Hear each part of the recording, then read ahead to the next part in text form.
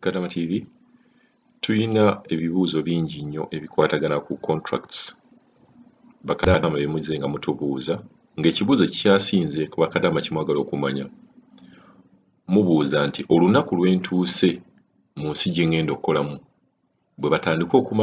batandika okubala emyaka 2 oba olunaku lwenfunye stampu oba olunaku lwenfunye ikaama emyaka 2 gino gye bagamba nti tusayininga emyaka 2 gitandikira wa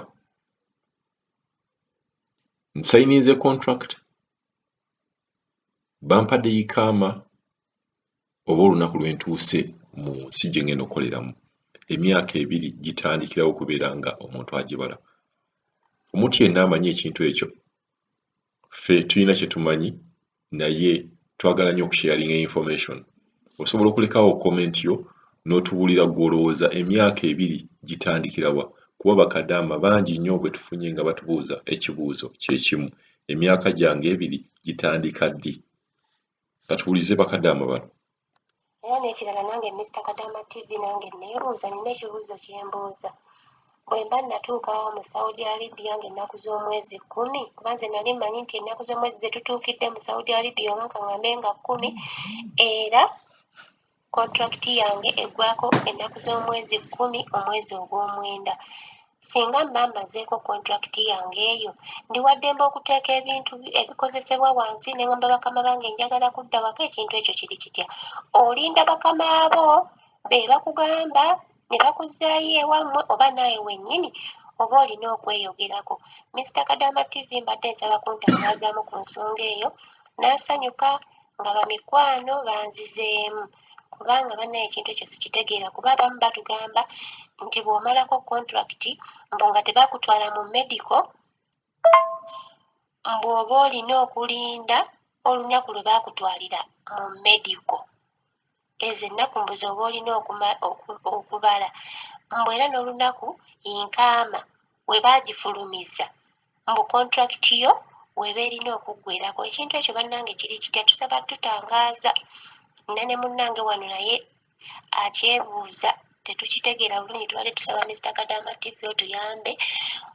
otuddemu ssebo naye nga tusiima empeerezaayo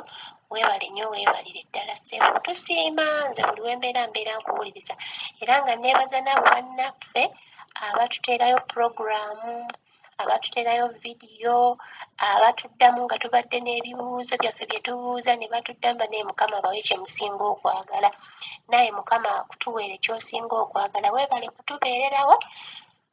weebale nnyo weebalire ddala naye ng'ensonga eyo bannange Mr. Kadama TV eyo nkulu nnyo kubanga omuntu oyinza okumalako contract yo kaŋŋambe kati ŋŋanze najja gwa mwenda 2019 nga nze ndowooza nti contract yange eggwako 2019 ate oba ne baŋŋamba nti nedda enkaama yo we yafulumira contract yo weerina okuggwirako naye nze singa mba mmazeeko Mr. Kadama TV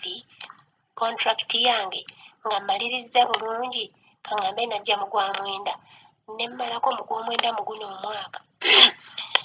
ne ŋŋamba nti nkooye okukola njagala kudda waka ekintu ekyo kiri kitya nze neeyogerako oba nninda mukama wange n'aŋŋamba hello papa gamukyasebo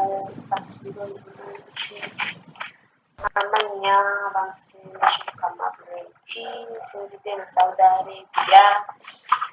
kakati taata bulungi badde nina kyendagala okuweerezako mpabula ebyokola nange nsobola okumpabula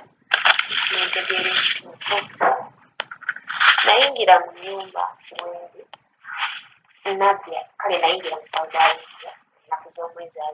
25 omwezi ogw'11 nendera ku woofiisi okumala omwezi mulamba kati okumala omwezi mulamba n'ekitundu wano wendi mukama wange n'atantwala azinimba sente zamubula kati ne banguza bano kati wano wendi najjawo mu January ennaku z'omwezi 6 naye ate batugamba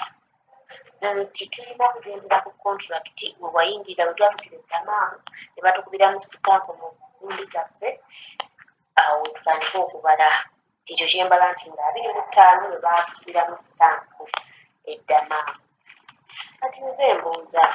nina kugenderaku ebyo ebya sitampu ebya contract nti myaka ebiri bwe giggwako mba ŋŋenda ebyo bwe baatuliramu sitampu oba nti nina kulinda simanyanga nga bwe najja wano kati n'ennyumba gye ndimu najja mu January nina ogimalamu emyaka 2 ne ngijjuza nti najja mu January nina kuddayo mu January. Simanyi batugamba tulina kutambulira ku yinkama we bafulumiza yinkama simanyi bafulumiza sibitegedda wabula oba kinakaidiya mbadde nsaba kunyamba kubanga nze mbadde mmanyi nti mbala myaka gyange 2 bwe giggwako mba nsobola okugenda eka naye nziza ssebo bw'olowoozizeeyo eyanzeege.